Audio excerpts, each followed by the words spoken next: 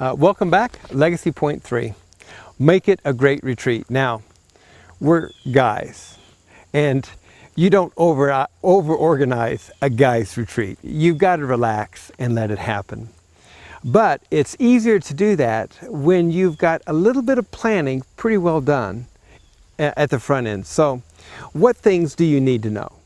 First of all, you might want to take a look at the brochure on the retreat, which includes the purpose, and it says who may attend. This is a great time again for you to be thinking about who you could invite from outside your church, even to invite a whole other congregation and say, let's do this together. Yeah. Be a great thing to do.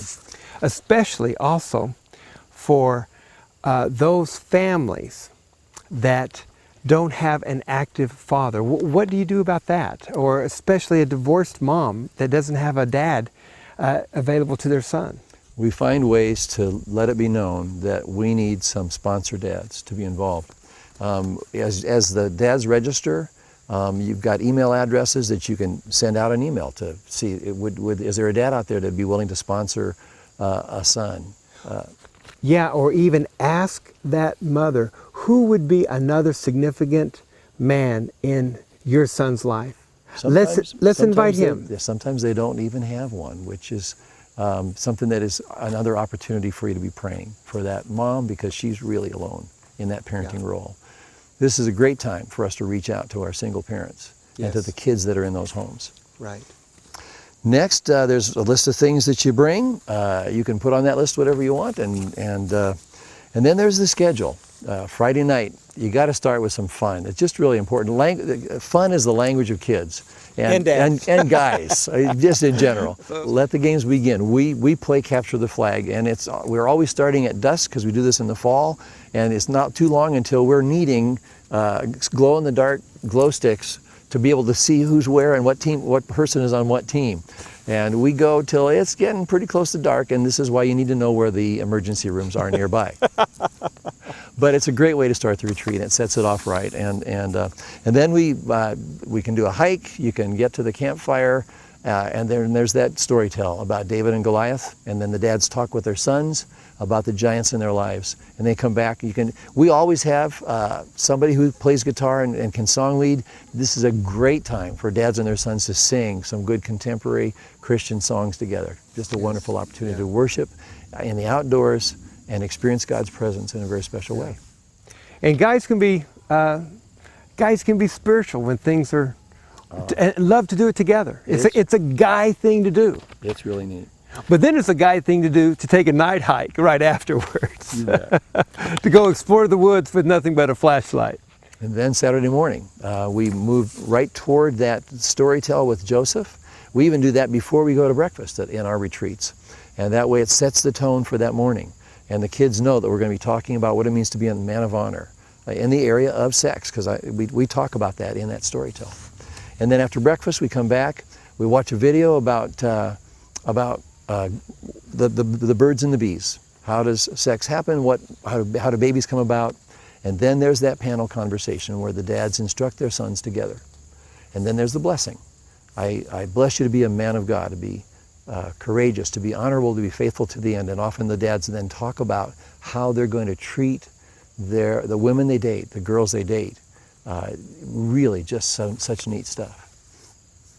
And then after lunch, after that you got to play again, because your brains are blitzed and you've got to get some energy. It's all stuff. Yeah.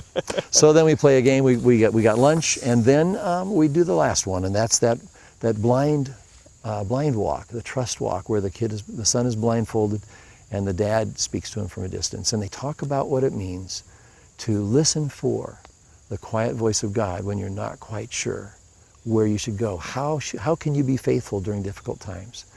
And then, of course, the teaching on Jesus and how he was faithful to the very end. And that's what God calls us to do as well. Yes. And then that final blessing, where the dads, we do ours on a kind of on a mountaintop where we can just see all around, and where just is this sense of God's presence, and the dads speak their final blessing to their sons in that circle. When they pass the baton, we also read a poem about running the race. And the kids get an idea that their dads believe in them and they're running the race, and they're going to run the race together.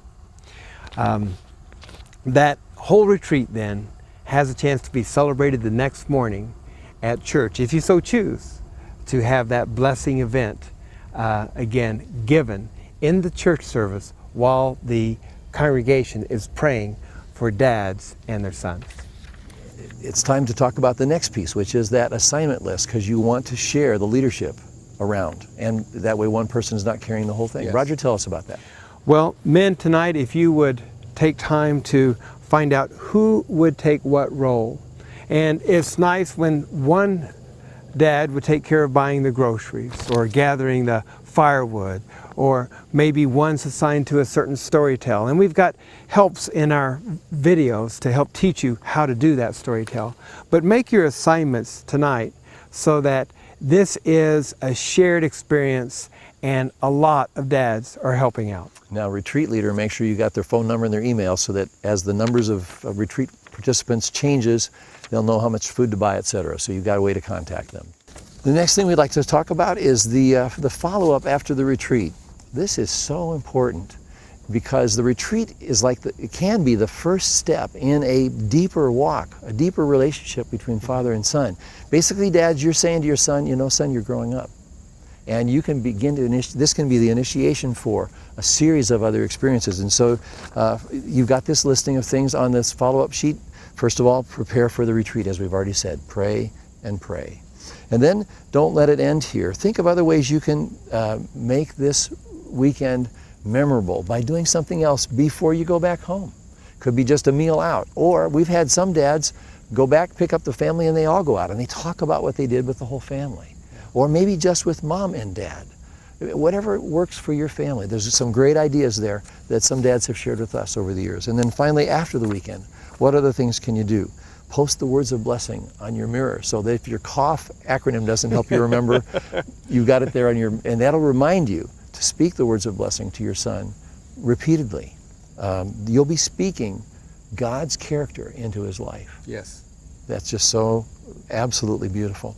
And then you can connect the blessing to the virtues to the movies and TV and whatever else is in their life. You're constantly reminding your son what it means to be courageous or honorable or faithful.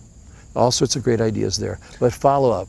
Study this now and be thinking about how you want to follow up so that when the retreat comes, you don't go, oh shoot, we were supposed to have a plan in place now. One dad made a pact with his son after this retreat. He said, anytime you need my undivided attention, you bring to me that baton and you hold it out and you've got my attention. And guess what? His son regularly used it. Dad, I need you to listen to me. Here's the baton. I need to talk. And it was a great remembrance of the way a father can really support his son. So let's talk about it. Discuss in your small group, groups of 3 or 4, something from the follow-up after the retreat or an idea of your own that you might do to keep this blessing in mind. You can do that now. We'll see you in a couple minutes.